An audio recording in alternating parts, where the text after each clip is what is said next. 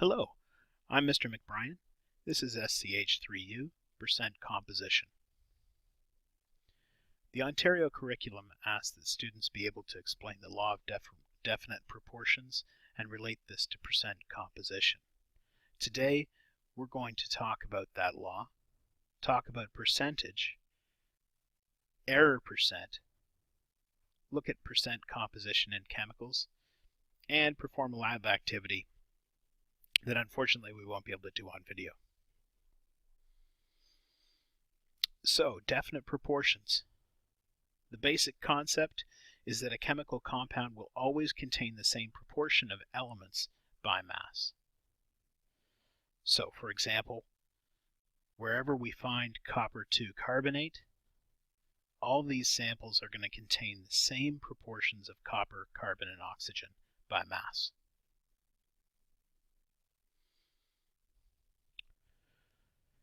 So what does this imply for percent composition? Well, let's back up a little bit and talk about percent for a second. Percent, of course, just means per 100, and we talk about percents every day. 3% chance of a winning lottery ticket, I wish. 6% of drivers being accident-free, and lots more examples. And a fun example is to ask how many people in a given classroom plays hockey. The reason why this is interesting is because we do a quick count, find that 6 of 24 or 25% of the class plays hockey. And what kind of percent is this? Well, if you think about it for a second, this is a number percent. 6 students out of 24 students. But we could have other kinds of percents, right? We could have a weight percent of the number of people in the classroom.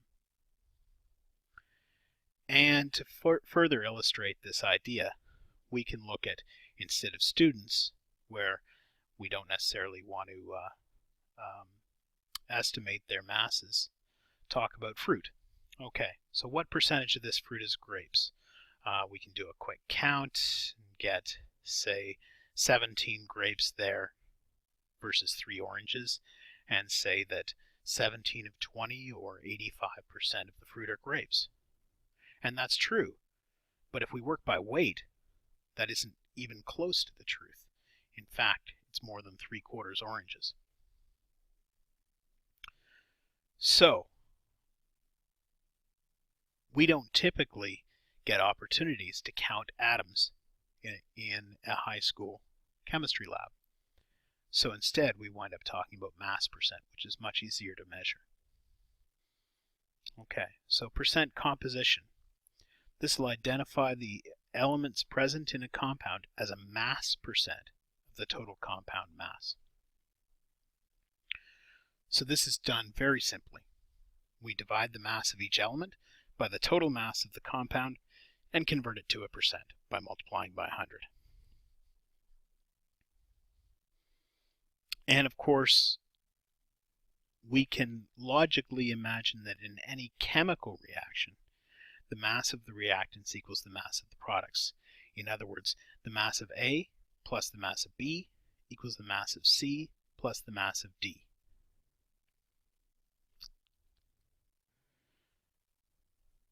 And we can use this to determine the mass of components in a compound. For example, we weigh the phosphorus that we reacted with some oxygen. We weigh the resulting compound and we get 7.21 grams of material. If we assume that that material is all phosphorus and oxygen, then we can find the percent by mass of oxygen in this new phosphorus compound very easily. Now we can also do this experiment theoretically. So we can take the molecular formula, if we know it, for a given compound and get the ratio of elements by number. So iron oxide has 2 iron atoms for every 3 oxygen atoms. And this is, of course, a number ratio at this point. But knowing this theoretical mass composition knowing this ratio of atoms, we can get the theoretical mass composition very easily by using the molar mass for iron and for oxygen. We can consider a mole rather than a molecule, making the math considerably simpler. So all we're doing is canceling Avogadro's number when we work. Okay, the theoretical composition by mass. All we wind up doing then is taking the percent of a given element equal to the mass of that element divided by the total mass of the compound times 100%.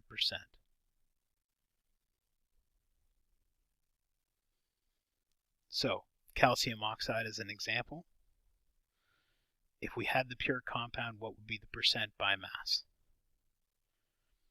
So we can take oxygen and calcium oxide, find the molar mass of the compound, find the mass of oxygen in the compound, divide and multiply by 100%, and we can see it here. We have 16 grams for a mole of oxygen because there's 1 mole of oxygen and a mole of calcium oxide. The molar mass of calcium oxide is 56 grams, multiplied by 100%, and the oxygen percent by mass in calcium oxide is 28.6%. Now, if we were to measure this experimentally, would our experimental value precisely match the theoretical? Well, typically no. And we can do a quick comparison, and some of you may have done this before in other classes. We can do a quick comparison by simply saying, based on the balanced chemical equation, find the amount of the element of interest, take the experimental percent, the theoretical percent, and use that to calculate the percent error. So the percent error is essentially the difference between what we got and the theoretical amount. And we subtract, take the absolute value, divide by the theoretical value. Notice we divide by the theoretical value, not the amount we observed, multiply by 100%. And this equation applies across most of science with only very simple changes. So if we want to find our experimental error, if we were to do our example of calcium oxide, we already calculated the theoretical percent. I believe it was 28.6%. But now we have an experimental value as well.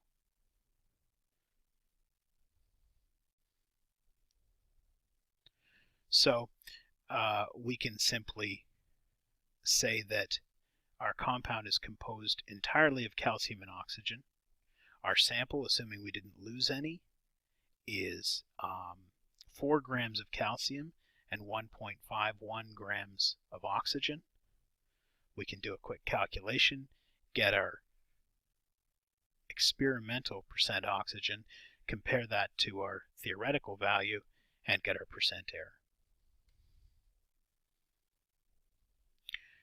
Now, for those of us in the classroom, we'll be doing a demo of oxidation of magnesium, and then I'd encourage you at home, probably don't do the magnesium oxidation experiment at home, but you can move on to the percent composition worksheet. So what did we accomplish today? We talked about the law of definite proportions, percentage composition, and talked about percent error. For homework, please read your textbook section 6.1, complete the percentage composition lab report, and